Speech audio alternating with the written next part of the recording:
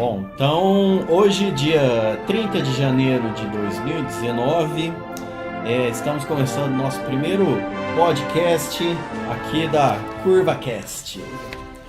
Apresentando Somos só em dois aqui por enquanto, né? Quem são? Na verdade, nós somos os últimos sobreviventes da decadente República Curva de Rio, que foi instaurada em São Carlos. Exilados, cara. Na verdade, a gente agora está exilados lá em Sealand.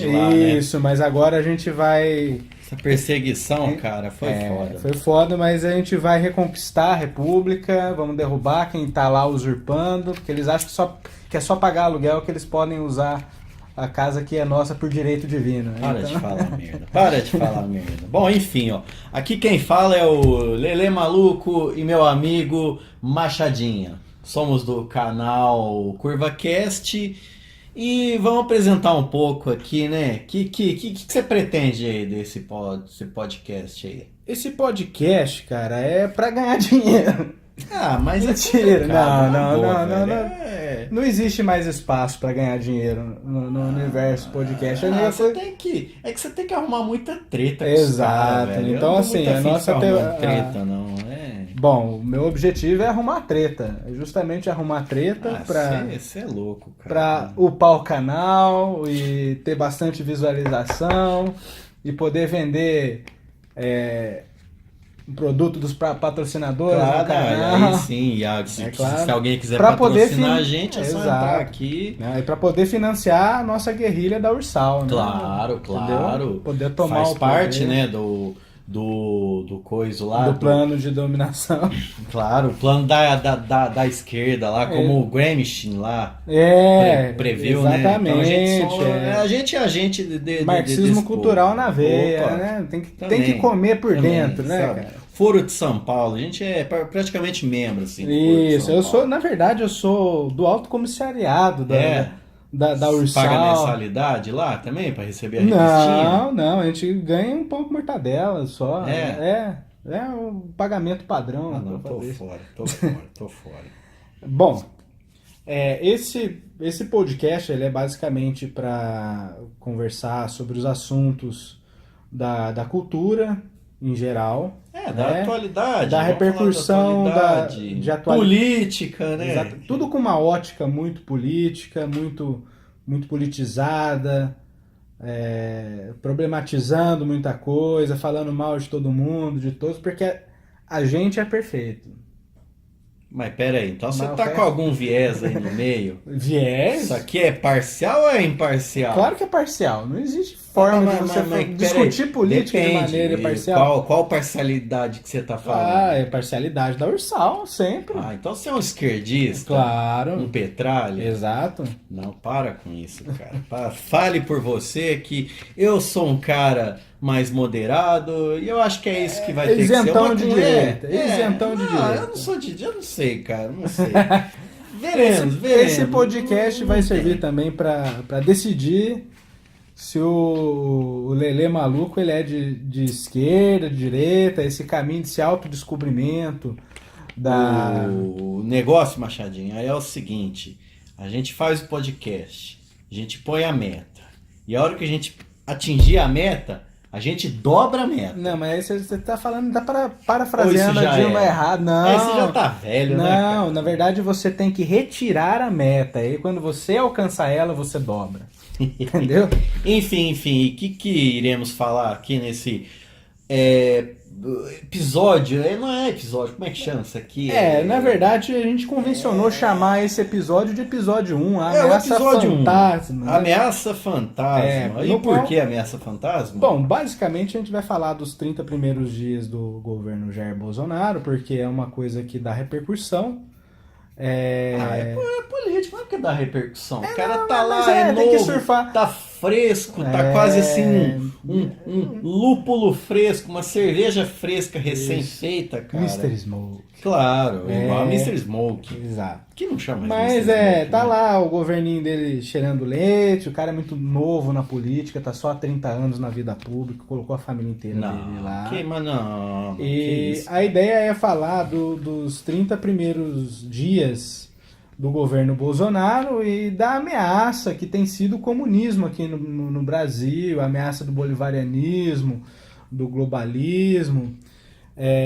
Então aqui a gente elaborou 2 pautas, né? No final das contas, Não é 2 pautas. cada O um... roteiro e a pauta aqui. Então a gente vai falando. Vamos lá. Vamos discorrendo dos assuntos. Primeiro- Discorrendo dos assuntos. O primeiro tema que a gente poderia falar, então, é justamente sobre essa ameaça fantasma do governo Bolsonaro, o comunismo. Apesar de já estar no governo, os eleitores do Bolsonaro ainda estão com medo de uma ameaça comunista que para no ar. Medo do globalismo, medo do Brasil se tornar uma nação gay, feminista, sem modos higiênicos e sem É porque mudou muito. lésbico, né? Porque esses últimos 13 anos aí acabou muito com a família, cara. Exatamente. Perdeu muito Exatamente. assim. A família tradicional Tá muita brasileira libertinagem. perdeu o espaço. Então, assim, é um medo assim que não faz sentido, porque a classe média nunca foi nada. E também, cara, se a gente for ver, são movimentos aí que tá acontecendo no mundo todo. mundo, cara. Mas são movimentos de viés liberais, né? Não são movimentos propriamente de esquerda. E essa é a grande questão. Por isso que é bom bater na tecla de que se trata de uma ameaça fantasma, né? Porque não se trata de perder medos de privilégio e tudo mais. As pessoas, na verdade, se trata no discurso, mas as pessoas elas se baseiam muito nesse feminismo mais, ou mesmo no LGBT, nessa coisa mais relacionada a costumes, a forma de se portar em público, a opressão sexual, e muito pouco é abordado com relação aos problemas materiais, né? O problema da opressão na forma como a mulher se insere na sociedade, no papel de trabalhadora, no papel de dona de casa e por aí vai. A discussão está muito mais no nível do posicionamento que a mulher toma no mundo corporativo, ou então na forma como você deve tratar ou não a mulher, e pouca ênfase. Existe o viés, é óbvio, né? Que existem aquelas que encampam o grupo das que vão bater na tecla da violência doméstica, mas tem tanto lugar. da opressão no ambiente de trabalho e por aí vai. Só que no mundo, de uma maneira geral, principalmente no Ocidente, o feminismo ele tem adotado uma estratégia de censura pública, né?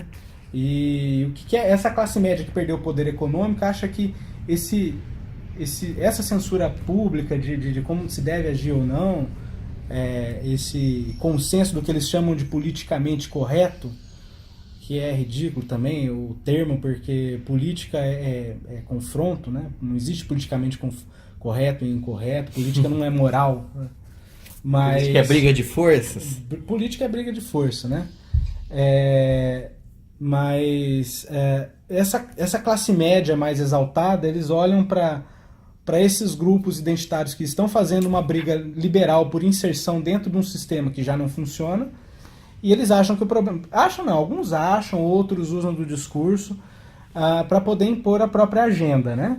Então é isso, né? O discurso do Ernesto Araújo, o novo chanceler, ele utiliza muito disso, né, da desideologização. Ele também fala do globalismo, da questão do aquecimento global. Parece que a proposta do Bolsonaro basicamente é restaurar a monarquia, ou pelo menos a ditadura militar. É claro que se ele for o rei ou o ditador, né? Uma época em que não era feio você lamber bota de militar em público, né? O Ernesto Araújo está convencido que se deve apagar a ideologia globalista, né? Globalismo, para ele, não é a mesma coisa que globalização. Globalismo é uma ideologia que permeia na agenda, uma ideologia de esquerda, tá? Então, assim, o pessoal vai fazer diplomacia. Diplomacia é acordo entre elite. É que é foda, cara. É que o mundo ficou muito chato depois da Guerra Fria, cara. Ficou. Se você não sabe mais quem é o inimigo, cara. Não, mas aí você fabrica fica esses saudosistas aí. O cara, e aí, isso é falta de União Soviética. Cara. Isso é falta de União Soviética, né? Deve ser mesmo. Aí os caras ficam lá. Fora que também, né? O Ernesto lá, você sabe que ele tem o guru também por trás do Bolsonaro, que é o nosso grande amigo, pseudo-filósofo, sabe? Que se auto-intitula aí o maior filósofo brasileiro, mas sei lá, cara. Nem faculdade de filosofia ele tem. Fugiu da escola. Aí você sabe, também, o pessoal deve saber aí. Das tretas do Olavo aí. Exato. E é o grande guru lá, é o grande mentor dessa mentalidade. Porque a ameaça dos comunistas. Comunista do caralho, velho. Aqui nunca foi comunista, nunca teve ameaça de comunista porra nenhuma, velho. Porra nenhuma. O governo Lula, ele foi um governo de elite, ele foi um governo que priorizou o capital financeiro. Sim. Que priorizou o latifúndio, e ele acenava para as camadas sociais mais baixas de maneira pontual, né? Tanto é que ele não fez nenhuma mudança estrutural na sociedade. Ele fez essas pessoas terem acesso ao consumo, nada mais. E tanto é que não teve uma mudança... Ele teve uma economia, como é que se chama lá? Economia progressista, assim, expansionista. Expansionista. Então ele dá dinheiro pra galera comprar, chega lá, contrata os empresários pra ficar na desse, todo mundo ganha dinheiro, ele ganha dinheiro, né? Porque como é que é, né? O cara tem o poder, tem a caneta na mão também, como é que é? Eu não sei, eu tenho a impressão que o Lula ele era pago em privilégio, em prestígio, desculpa, não privilégio, ele era pago em prestígio. Ele sempre gostou, todo mundo que conhece o Lula sabe que ele sempre gostou de ter todos à volta, como se fosse uma espécie de rei Arthur da classe trabalhadora. Mas pode ter rolado dinheiro por fora também, isso aí faz parte da política, cara. Se tem capitalismo, tem corrupção, porque capitalismo... Tem que manda, que caneta, que faz projeto, também tem lobby, e é isso daí, claro, cara. É claro. Não se engane aqui, uma que a gente não tá defendendo o Lula aqui, então vocês não vem falar que a gente aqui é petista. Pode falar, isso aí eu pro canal, pode falar. Não. Eu não sou petista. Mas é interessante, porque... O Ernesto Araújo ele fez um paralelo do resgate do nacionalismo brasileiro, verdadeiro nacionalismo brasileiro. Ele citou... um dele, de 1850. Ele citou o livro do José Alencar, o Guarani. E é interessante ele citar um... Guarani é aquele do índio lá? Isso, da Ceci...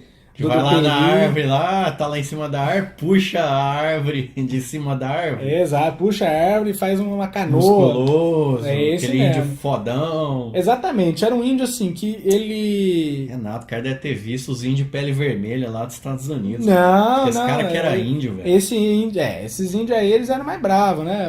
Mas o Ernesto Araújo, ele se mira muito numa coisa que aconteceu durante a monarquia, que era você tentar forjar uma identificação nacional.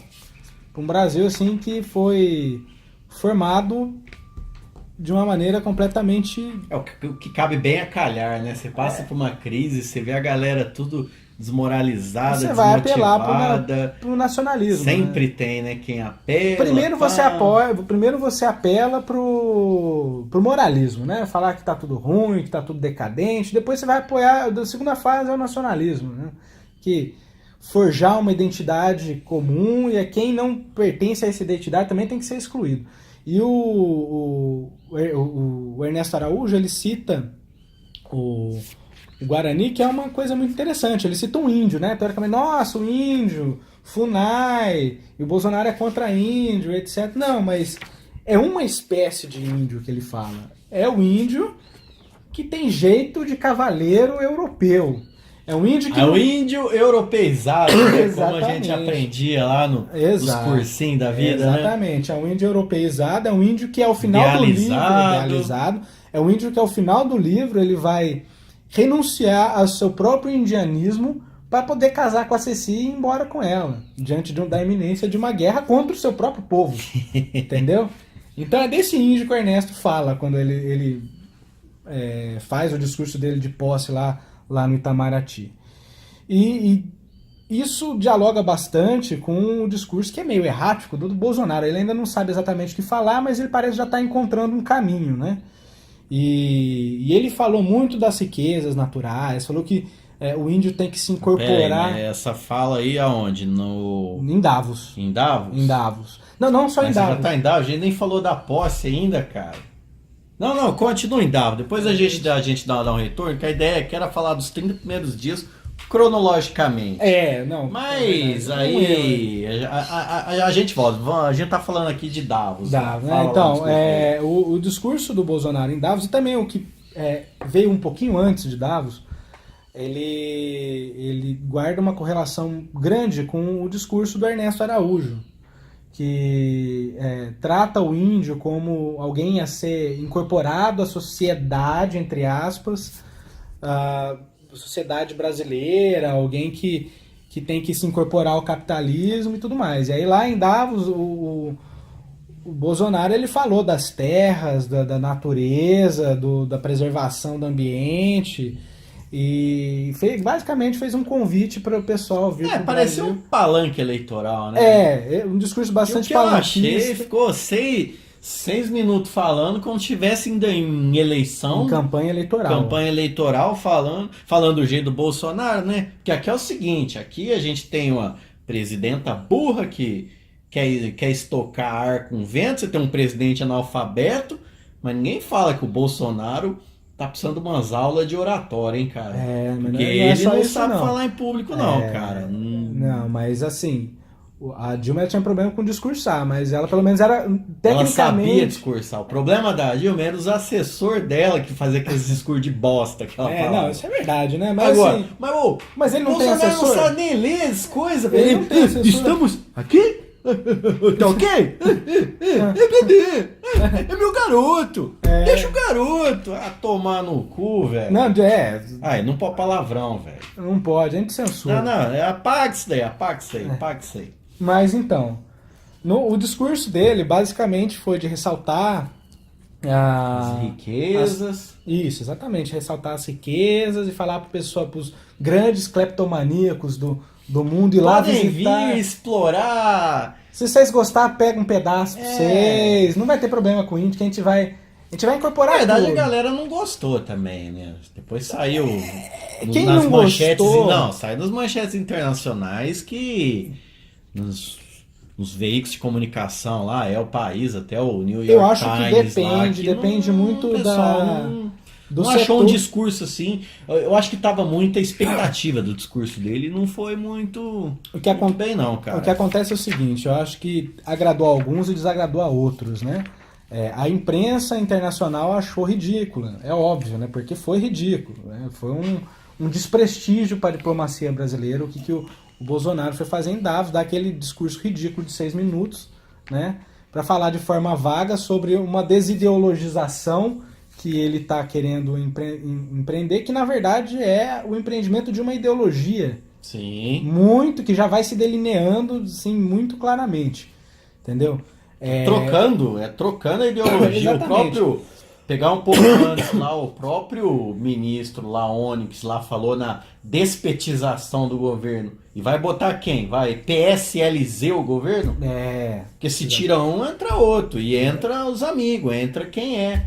Exato, né? E ridículo a ideologia ridículo. dele, por enquanto, é uma ideologia muito né? Antipetista, antiglobalismo, seja lá o que isso for. Que ainda vem com o que prega. O pessoal quis ele elegeu ele com esse discurso. Então ele tá tentando esse discurso até a hora que não der mais certo. A hora que começar a rachar, ver que não é bem assim. Sim, mas já dá pra ver um ensaio de das pessoas que estão em torno do Jair Bolsonaro tentar emplacar um discurso positivo, um discurso assertivo, um discurso que não seja só anti, entendeu? Mas, por enquanto, o presidente, como ele não tem autoridade nenhuma, na verdade a gente está vivendo um sistema político, né? uma forma de poder, uma forma política completamente nova aqui no Brasil, que não é nem parlamentarismo, porque não é o parlamento que manda ainda, nem presidencialismo de coalizão, porque o presidente não serve para muita coisa, o presidente não tem autoridade, mas vamos dizer assim, um ministerialismo. Porque o Paulo Guedes manda muito mais que ele, o Moro manda muito mais que ele. Né? Os ministros em torno eles estão tentando medir a força deles, por isso que dá essas... Um fala, aí desmente. Eu acho que isso aí é medida de força. Você vê lá, principalmente eu acho que a ala do Paulo Guedes, que é complicado ele. O cara tá lá com militar. Militar não é liberal, cara. Tem eu acho que os que então, estão o Pinochet lá não tá aí para desmentir você, né? Assim, tem uma ala tradicional do Exército que é nacional desenvolvimentista. Mas tem gente que tá lá só pela questão da missão divina, salvacionista, que começou lá com Deodoro da Fonseca. Foda-se o país. Não, porque eles acham que o problema do país, da economia, é a corrupção. O pessoal realmente acha que é isso, sabe? Eles têm uma falta de visão econômica tão grande que para eles o problema é isso. Para eles o problema é perder o controle dos setores estratégicos. Entendeu? Eles não têm a mesma visão que os militares de 64 tinham. Aliás, diga-se de passagem, o Castelo Branco era um cara liberal. No sentido econômico, obviamente. O Castelo Branco era liberal. Né? Quando veio os linha dura, em reação ao que aconteceu com a economia do país em 68 e tudo mais, que aí fecharam o regime e tentaram fazer um plano econômico, né, justamente para ter base social, aí sim foi empreendido um projeto nacional desenvolvimentista, que dava o poder, né, o poder econômico na mão de construtoras, na mão do latifúndio, e redistribuía um pouco desse dinheiro para a classe média, foda-se a classe trabalhadora pobre. Né? Isso aí nunca foi... Na verdade, essa é a grande diferença entre o projeto econômico da ditadura e do Lula. O Lula, ele redistribuía mais, muito mais. Tentava redistribuir. Né? Ele redistribuiu. O índice Gini caiu, e caiu com crescimento econômico. Então isso significa que houve uma redistribuição pífia de mas renda. tem muitos assim que comentam que na época do Lula só deu esse crescimento, esse boom, porque também o mundo estava em crescimento. Eu discordo, eu acho que especificamente a China estava em crescimento. E aí os países que se ancoraram na China cresceram junto, né? Então o Brasil, por exemplo, ele sempre exportou commodity, ele nunca exportou manufatura, nunca não, mas assim, não é o que domina a pauta de exportação do Brasil. E nem queremos dominar isso, né? Porque não tem, eu vejo que não tem política para mudar isso. Não tem vontade política, a nossa burguesia é uma burguesia acomodada, entendeu? Ela não quer ser uma burguesia competitiva, ela quer manter os privilégios dela, que ela mantém por via do Estado. Já tem, cara. Já exporta quem exporta. Aqui é um mercado meio fechado, complicado vender aqui pra gente. Então os caras têm um mercadinho garantido. Assim, não é tão assim. É um pouco, cara. Não é. O mercado brasileiro, vai falar do custo Brasil e tudo mais, né? Mas se o mercado brasileiro fosse realmente fechado, protegido, a gente experimentaria uma industrialização. Em partes. Ser fechado também é um... cara, percebe assim, a gente não tem maquinário de primeira qualidade ainda, cara. Claro, a gente exporta tudo, a gente importa tudo. É óbvio, porque justamente o Brasil não é protegido. E se proteger não vai resolver, cara. Não vai resolver porque não é só proteger. Na minha opinião, cara, eu espero que a gente seja liberal, mas tem que ser liberal de verdade. Aqui eu quero ver, parar com um planinho de ajuda aí pra montadora gigante. Não vai acontecer nunca esse tipo de liberalismo. Porque não vai ser esse tipo de liberalismo já foi pro saco em 1850. Ninguém nunca foi liberal desse jeito. Depois disso. Mas pelo que eu entendi aí da política, os caras querem ser liberal. Não, eles querem ser neoliberais. O que é neoliberalismo? É abrir mercado para favorecer uma elite política, uma elite econômica que já está lá. Ah, então pera aí, a elite que já tá lá. Exato. Aí, Mas e a galera? E o... Deixa eu concluir meu raciocínio. Essa elite que já está lá, eles vão se beneficiar do livre comércio para ter uma concentração de renda e eles ficarem mais ricos. É basicamente isso que é o neoliberalismo. E como que eles vão fazer essa concentração, dado que a produção não tem aumentado muito ao longo, não de forma exponencial. A produção meio que estagnou a partir da década de 70. Né? Teve alguns saltos localizados dentro de alguns anos, com a revolução da informática, a revolução da biotecnologia, mas são pontuais. O grosso da produção mesmo deu uma estagnada. Então, como que essas pessoas vão conseguir manter o crescimento exponencial da acumulação de riqueza deles? Através da financiarização. E financiarizar significa tomar risco. E tomar risco significa o quê? Como o próprio nome já diz, ter o risco de quebrar. E eles vão quebrar porque assim, isso é matemática, sabe? Você vai testando o limite até um certo ponto que o bagulho quebra. Né? Como aconteceu em 97, como aconteceu em 2008, em 2011, como está acontecendo agora, que vai acontecer dentro de 3 anos no máximo com a dívida estudantil, financiamento estudantil americano. Lá nos Estados Unidos. Lá nos Estados Unidos. Então, o que acontece? Esse povo toma risco, né? Eles abrem o mercado, tomam risco, quebram, e aí depois que eles quebram, eles falam assim pro Estado, eu sou muito grande para quebrar, o tanto de gente vai ficar desempregado se eu quebrar. Né? Aí o Estado vai lá, tira o dinheiro público e socializa a perda. Os grandes. Não, eu entendo isso daí. Mas então, a galera liberal quer ver o mercado crescer, vão tudo se fuder. Exato. Né? Classe média nessa expectativa. Os empresários, pequenos empresários vão tudo se fuder. Vão, claro. Porque governo ajuda pequeno empresário? Não. E não tem como competir. Sabe? É essa. Você chegar lá no... Igual lá, outro dia deu o pau da GM lá, que a GM falou, e se não tivermos lucro, vamos ter que fechar as atividades no Brasil. Então fecha, vai embora. Sabe, a gente sabe que isso daí é força. Você ameaça tal, aí você vai lá a Coca na Amazônia. Não, tanto que depois a GM, ela falou que vamos fechar como se fosse assim, muito grave. Aí depois você vê que na semana seguinte estava lá um acordo com os sindicatos lá para diminuir o piso salarial, diminuir benefício, etc. Sindicato pelego, diga-se de passagem, né? Sabe? De sindicato pelego, né? Dotado de um peleguismo assim absurdo. Mas... Sindicato é complicado, velho. Sindicato aparelhado é complicado, né? E esses antigos é complicado. Mas é isso, cara. Aí mede força, fica nessa briguinha.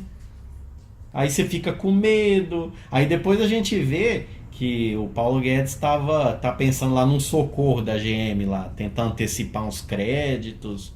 Ou seja, é só a empresa grande peidar que os caras vão lá socorrer. Agora me fala lá pro tiozinho da panificadora lá. Será que o micro, que deve ter lá seus 10 funcionários, será que ele chegar pro governo lá, falar que tá complicado, o governo socorre ele?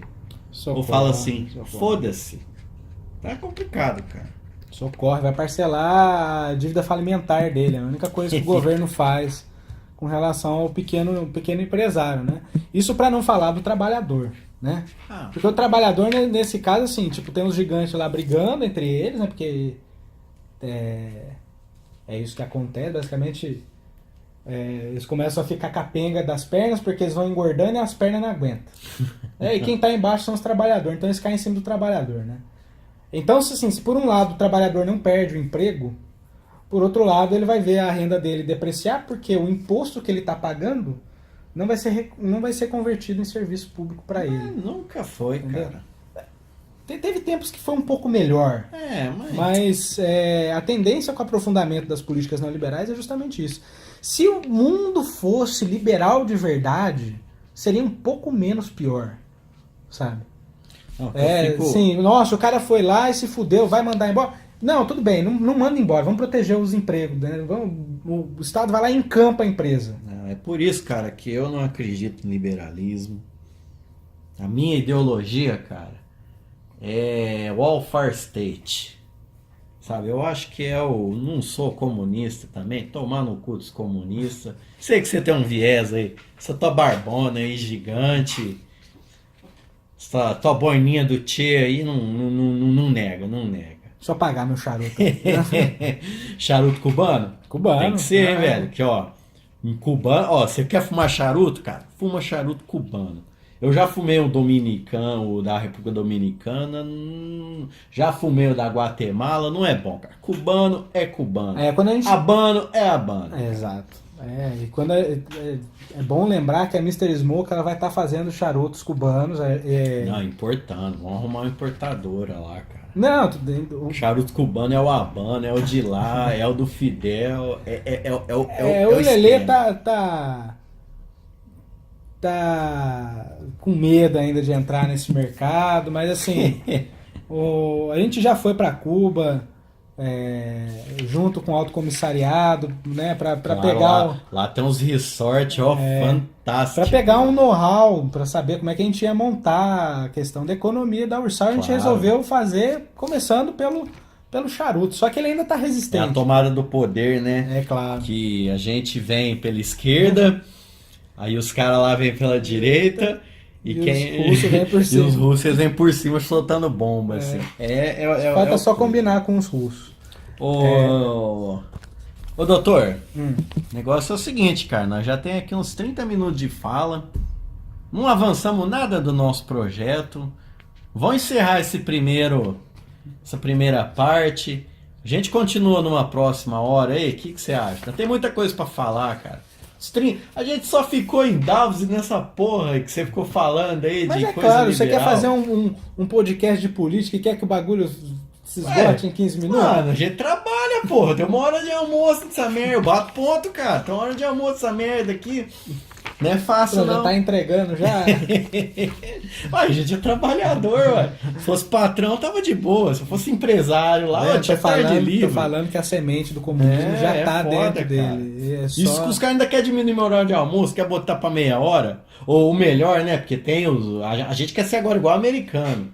O negócio é comer com uma mão. Comer com uma mão e trabalhar com a outra. Exato. Aqui é assim. Mas você percebe, cara, como essa cultura de americano voltou? Isso era os anos 90, 80, 90 estão voltando, cara. Isso é coisa dos anos 80, 90. Então o pessoal tá fazendo fazendo episódio do Star Wars. Tá tudo voltando. Esse mundo Estão com esse discurso catastrofista da Guerra nas Estrelas, assim, mas agora vai ter, cara. Extinção atômica. Agora que tem tecnologia, cara, pra você botar um míssil na Lua. Você acha que antes não tinha, Xuxa? É mais fácil colocar um míssil que colocar gente lá. Antigamente eram uns míssil furreca lá que você colocava um alvo assim, Berlim, o míssil explodir lá na África, velho. Era uma precisão muito louca. Não é nada. Lógico que era, cara. Isso aí chama-se, como que é, raio de... Qual? Que raio? Não, o pessoal chama isso aí é raio de bombardeio, não, alguma coisa do tipo. Você vai lançar a bomba, você sabe que perímetro. Vai cair ali, É lá por lá. Perto. Mas é pra cair aqui que tem um quartel militar, cheio de militar. Mas do lado tem uma escola com 200 crianças. Ali. É um erro, né? Guerra é guerra, né, velho? Puta, a gente acertou um hospital, né? Fazer o quê? Logo a gente vê como é que funcionam essas coisas aí, que a Venezuela tá aí e o trem vai feder, cara. O caso da Venezuela é um caso complicado. Mas então, cara, vamos deixar aí para um próximo programa, cara, que a gente falou aqui muita coisa, fugimos um pouco, assim, do que a gente tinha roteirizado, que a ideia era ter falado dos 30 dias do governo. Não falamos ainda das armas, né, que as armas também é um ponto bem polêmico. A gente deixa aí no nosso... esse episódio 1 não acabou. Isso aqui é a primeira parte. Ainda vai ter a parte 2. É uma trilogia. Ainda vai ter a parte 2 e a parte 3. Que a gente pode até chamar Ameaça Fantasma. O Ataque dos Clones. O que vai ser o Ataque dos Clones? Ataque dos Clones. Tem os clones do Bolsonaro lá. galera que se elegeu. Tem os robôs do Bolsonaro, Tem, né, velho? A gente pode falar os deles. bots, né? A gente pode falar dos robôs do Bolsonaro, falar Pode. deles defendendo o Queiroz, né? Aquela coisa bonita. O discurso que está acontecendo no Facebook também, que agora você fala qualquer coisa, eles vão lá e falam, mas o Lula é isso, né? O PT. A gente vai falar do ataque dos clones. O Lula tá preso já faz 1 ano. Os caras estão falando dele, velho.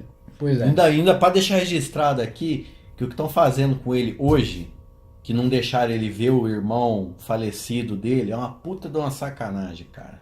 Isso aí você percebe como... Isso é sacanagem, isso é violação, sabe, de direitos humanos. É bem isso, cara. Tem que falar as coisas pelo nome. Por mais se ele tá preso ou não, é outra história. Mas, pô, é irmão, cara. É irmão. Não, o significado... E tem prerrogativa. Duro que tá na lei prerrogativa. Isso aí é... E um passando a mão no outro. O Mourão lá já lavou as mãos. Fala, não, é questão humanitária, mas deixa pros outros. Não sei quem lá, acho que o Supremo Tribunal também falou, não, deixa para os outros decidir. Não, o Supremo ainda não respondeu. O que aconteceu foi o seguinte, a PF, que está sob comando direto do Sérgio Moro, falou que não tinha como levar o Lula pro velório. Não tinha mais fazer as operações com o nome mirabolante deles, mandar 300 carros para buscar o fulano, pode, né? Pode. Não, mas eles deram a desculpa assim que a Polícia Federal tá cedendo muito equipamento para Brumadinho, né? Que tá ajudando lá na catástrofe, isso ia atrapalhar. Que é Uber? Eu chamo Uber, cara. Não, e aí os caras ainda falaram do despacho. O PT não falou que ia pagar até um avião lá aí? Isso aí é migué, cara. Não, isso é claro que é migué, né? Os caras ainda falaram que eles tinham medo de um distúrbio de ordem pública, porque o Lula, ele é um personagem muito importante na vida política e blá, blá, blá, blá, blá. Basicamente, o que os caras estão falando é o seguinte. A PF tem medo que o povo que apoia o Lula, que é povo, diga-se de passagem, né? Por mais que a imprensa tente desqualificar eles, que eles são povo, assim como também os eleitores do Bolsonaro é povo, né? Que eles façam um ato público com a saída do Lula. Que isso gere uma imagem negativa para o governo Bolsonaro. Mas, na verdade, o que está acontecendo é justamente o contrário. Se eles dessem essa trégua, essa distensão, poderia passar até uma imagem humanitária para o governo Bolsonaro, para o Sérgio Moro, para o judiciário. Cara. Com isso eles vão acirrar ainda mais os ânimos e assim, os ânimos estão acirrados, mas por enquanto está tudo como célula dormente. A partir do momento que vierem as reformas econômicas e que a economia do Brasil ruir, porque é isso que vai acontecer com essas reformas, todo esse ódio vai se transbordar. E não vai ter burocracia do PT, porque a burocracia do PT segura esse povo. Né? Esse povo não saiu pra rua ainda para fazer ocupação, para tacar fogo nas coisas. Porque é assim que se faz política quando você Será? Acho que não, cara. Não. Esse PT tem toda essa força, não. O quê? De segurar a própria militância? Claro que tem. A própria militância, mas o povo em si não é o PT, cara. A militância deles não faz parte do povo. Faz, mas se você fala em o povo é maior que isso. Não, mas é uma parcela do povo, com certeza. Né? E da mesma forma como se tivesse um governo de esquerda e tivesse alguém de direita preso, alguém populista, né? Um Jair Bolsonaro preso, e morresse alguém da família do Bolsonaro, seria um erro de cálculo político tremendo. Uma puta falta de sensibilidade, cara. Além da falta de sensibilidade, eu tô indo além da questão humana, né? Porque assim, a gente não pode esperar a humanidade mesmo de um governo como o do Jair Bolsonaro. Eu tô falando que o cálculo político foi um cálculo de exclusão mesmo de uma parcela da população que é militante do Lula e do lulismo, e que não é pouca coisa. Ele tinha coisa de 30 e poucas % de voto no primeiro turno de intenção de voto. Então é uma galera que simpatiza muito, né? E muitos deles vão ficar muito putos com isso. Só que eles não vão fazer nada agora Porque tá tudo assim numa certa paz, a economia deu uma estagnada, nunca tá A hora que crescendo, estourar, mas a vai hora ser que igual estourar, a barragem de Brumadinho. Exato, né? Você Daí vai ninguém vai acumulando, segurar. vai acumulando. Acumula até a hora que dá merda. A hora Aí- que estourar, esse povo aí vê. vai cobrar o que é deles. Ó, vamos fechar o programa por hoje. A gente vai deixar esse sistema tudo aberto aí. A gente volta numa próxima semana aí. Fechou? Fechou. Na nossa trilogia. Exato. Então é isso aí, O gente. Império Contra-Ataca, a gente vai falar sobre o papel dos Estados Unidos na Venezuela. Claro. Tem muita coisa pra falar ainda. A gente só tá no começo nessa jornada aí. Então até mais, gente. Ó, já tá com quase 40 minutos de vídeo, de voz, né? Isso aqui não é um YouTube. O YouTube dá muito trabalho, tem que editar, cara. Aqui podcast é falou, botou e que se foda. Então falou, gente. Até mais, até o próximo programa aí. Quer falar alguma coisa aí, meu jovem? Não. Então falou. Que tá desligando Lelê Maluco e Machadinha no nosso CurvaCast. CurvaCast.